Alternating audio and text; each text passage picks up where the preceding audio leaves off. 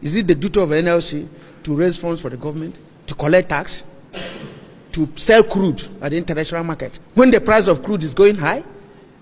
And the government that is a major exporter of a crude product is telling him there's no money.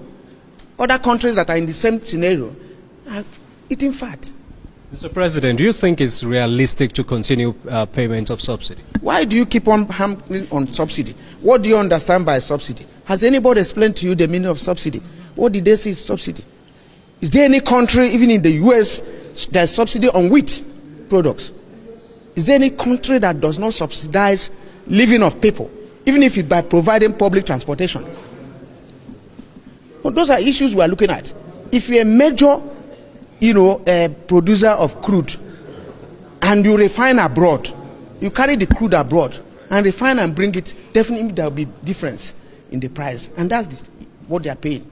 If your fathers establish a refinery and that refinery dies in your hands and you are now refining abroad, you ask yourself some questions. We have refineries, Kaduna, Warri, Sapele, Port Harcourt. Why are they not functioning? That we had to go and refine abroad. The transportation money, the refining cost at international price or rate, and we bring it back here. And the same government pays the difference in cost of what it is here and what it's internationally. That's the subsidy they are telling you about. But what happens if the government says they cannot refine? You are still talking in the sense of in the state of dictatorship. What will happen if this is said? It's not all about conversation. It's not democratic way. If you say this thing is happening this way and you are engaged in discussion, if what happens there is take it or leave it, which doesn't have any space in the current dispensation. It's all about the people. People matter. If they say, this is the project you are bringing, you are removing subsidy, you have been spending money for this difference. Remember 2011, we were here, this compound, and we agreed on some principles. Repair our refineries, to start operation latest by December last year.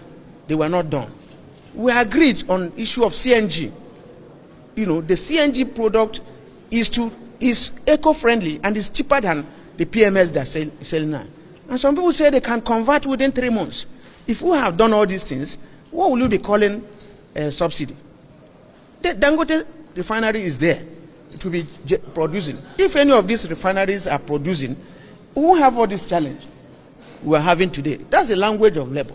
Now, will anybody increase their salary by 300% with what has happened now? This question is good. Will come to the basics as of today. Transportation has gone beyond that. I don't know what they're paying you, but you cannot. It's not enough for your transportation. That's what we are saying. It's not because there is any dogma on subsidy. No, but we should converse in a free environment and atmosphere and arrive. If we agree for a meeting by 2 today, and in the morning you come out with price modulation, how can you fix price in a deregulated market? If you are talking of deregulation in the classical sense of it, it has to be determined by market forces. What I buy, I sell. But by the time you now dictate the prices, this amount. Now what is happening? Is that deregulation?